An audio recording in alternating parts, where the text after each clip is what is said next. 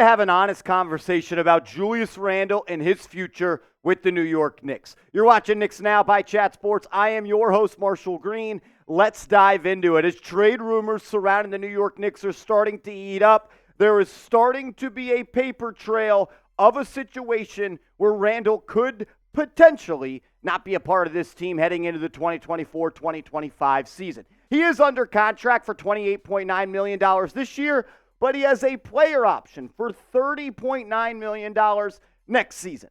I would bet that Julius Randle declines that player option, and there is a real-life world where we could be living that Julius Randle is an unrestricted free agent in the summer of 2025, and he could leave for nothing. And I promise you, Leon Rose, Worldwide Wes, Brock Aller, and the entire New York Knicks front office have gone through every single situation regarding Randle and his future with the New York Knicks. Let's talk about it piece by piece. Number one, what's up with the contract extension? We haven't heard a lot of talks about whether an offer will be made or an offer will be signed by Randle or the New York Knicks. We did talk about on this channel about a month ago where Ian Begley of SNY predicted his prediction that there will not be a contract extension done with Julius Randle. These rumors will start to heat up as we do get closer to that August 3rd, really first date that Randle can sign an extension, and the most that the Knicks could offer Julius is a 4-year, $181.5 million deal. That's a lot of money, and he probably deserves it. That would make him the 24th highest paid player in the NBA when it comes to average annual value. And to be honest with you, I seriously doubt that the New York Knicks are going to give him a 4-year, $182 million contract extension. And I also doubt that Randle takes any less than that on an extension for a couple of different reasons. 3-time All-Star 2 years in a row, and a 2-time All-NBA player. But if he just waits another 7 months, Randle, instead of signing a 4-year, $181.9 million deal, he could sign a 5-year, $300 million plus contract with the New York Knicks if he did return. Is Randle going to turn down $120 million guaranteed? Does he want to enter free agency and see what his true market is? We've seen a lot of players want to do that. A lot of money on the table either way. Randle will make his decision, but that will be the first domino we see fall in this long trail of potential little tidbits of if Randle will continue to be a part of this ball club. Number two, team control. This is one of the most calculated and forward-thinking organizations in the NBA. And I truly do have a hard time believing that the New York Knicks are going to put themselves in a situation where they run the risk of letting Julius Randle enter free agency in July of 2025 with no team control. That would be a bad idea. And the Knicks, they don't operate like that. They are extremely forward-thinking. I promise you, Leon Rose and crew have already gone step by step through this process. And that's why we're starting to hear trade rumors. We just heard Karl Anthony Towns' name yesterday from CP the Franchise. Check him out on Knicks Fan TV. We heard Alperen Sengun and Jalen Duren from Mark Berman, former New York Knicks insider of the New York Post. The Knicks have thought about this situation. And I promise you, they do not want to enter the season where they could know it could potentially be Randle's last year with the Knicks, and they could lose him for nothing in NBA free agency. Another point is, not many can do what Julius does on the basketball floor. He's an extremely good player. Extremely good. There's a reason he's a 3-time All-Star with the New York Knicks, and he's made the All-NBA team 2 times. And he was going to be an All-NBA player again this year if he did not have that shoulder injury happen against the dirty Miami Heat. There's not many people walking this earth that average 24 points per game, 10 rebounds, and 5 assists. Randle is on a short list of players that can do that and have done that each of the last 4 seasons. He's a great player. There's no doubt about it. He can be the engine to your offense. He can be the face of your organization. He was the best player on a Knicks team that had a starting lineup that featured Elfrid Payton, Nerlens Noel, and Reggie Bullock that were the 4th seed in the Eastern Conference. He can be the guy that drives success for a basketball team. And when Julius Randle played with a healthy OG Anunoby and he played alongside Jalen Brunson, the Knicks were the best team in the NBA. That month of January was the best Knicks basketball I have seen in the regular season for a long, long time. They were excellent. They played together for 12 games, and they were 11-1. When Randle, OG, and Jalen Brunson played all together, they were 11-1. Unluckily for me, the only game they lost was the one I attended against the Dallas Mavericks. So maybe I'm the bad luck, and they should have been 12-0. They weren't just beating teams by the hair of their chinny chin either. They were dominating teams. In those 11 games, they won by an average of 18.7 points per game. They were the best team and the most dominant team for a 12-game stretch. Not a large sample size, but that's all we have to go off of. And they weren't beating bad basketball teams. They were beating the brakes off some of the top elite teams in this league. They beat the Minnesota Timberwolves in their first game together by 6 points. Then they beat Joel Embiid and the Philadelphia 76ers by 36. They beat Nikola Jokic and the reigning NBA Finals champions by 38. And their final game together, before Jaime Jaquez decided to end it all, they beat the Miami Heat by 16 points.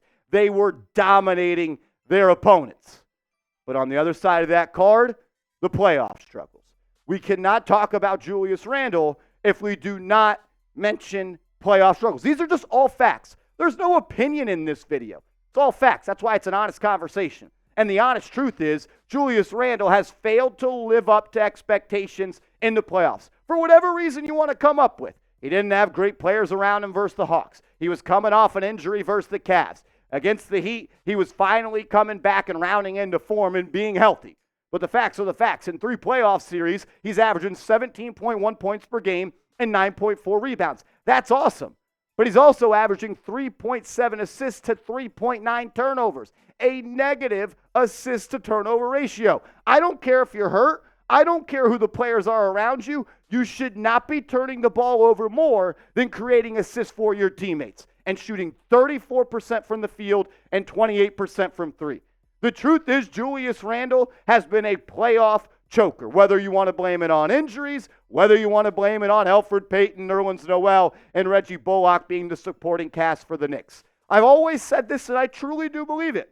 If regular season Randle, the 3-time All-Star, the 2-time All-NBA player, if that guy shows up in the playoffs, the New York Knicks can win a championship.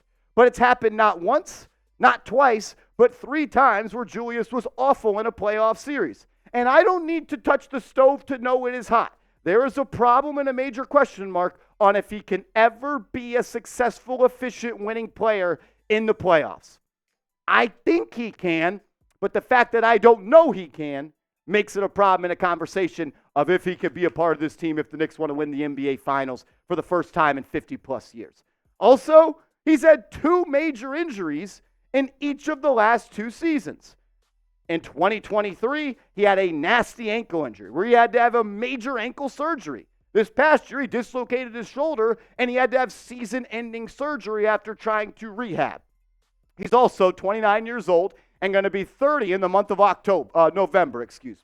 And I think it's at least a little bit risky to give somebody who's going to be 30, coming off 2 season-ending surgeries, $180 million guaranteed dollars. And on top of that, it's even worse to give him 5 years and $300 million. But if you did, you would have at least seen him be successful for 1 season. My final thought on all of this is, does Randle, does Julius fit the way that the New York Knicks want to play basketball going forward? Does he? I'm not so sure. I like the toughness and the physicality and the pressure that he puts on the front of the rim, playing alongside Brunson and Bridges and DiVincenzo, who could maybe be viewed as a little bit of soft players. I don't believe that. That's just what I've heard from other people that cover this league. And I like bringing that toughness and that physicality and that bully mentality that Randle has. But he can't stretch the floor. He's not a versatile defender. He can't protect the rim. He's not a highly efficient shooter. Those are all questions that I think the Knicks are mulling at this current moment. Why do we keep hearing Karl Anthony Towns' name as a player that the New York Knicks are interested in? Because they like the way that he plays the game. CP on his show said the Knicks like Cat more than they like Randle. I don't love that. The guy's been here for 5+ seasons. He's won 2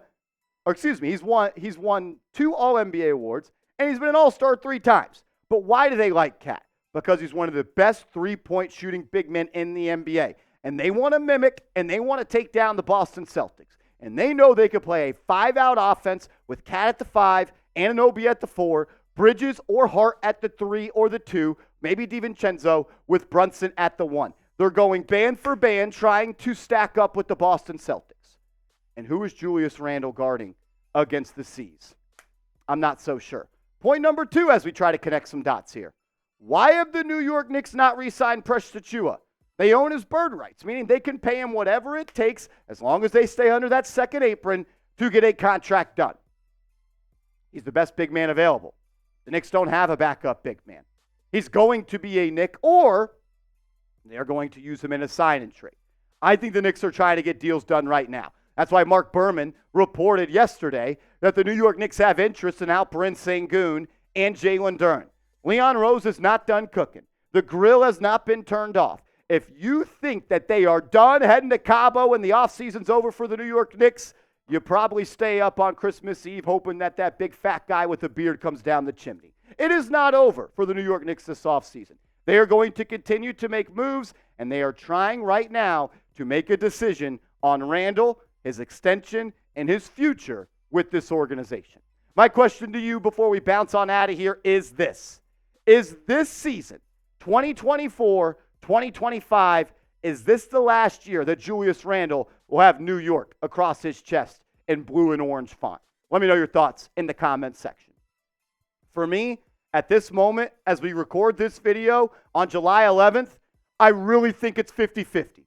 At this moment, I think it is 50-50 whether Randle is on this team or off this team a year from now. And I do believe that there is at least a chance that he has already played his last game with a New York Knicks jersey. That's just me connecting the dots, looking into the future, and trying to do my Marstradamus. Make sure you are following me over on social media. I'm on Twitter. I'm on Instagram at @MarshallGreen_. If you want to continue the conversation, send me a DM, and let's talk about it.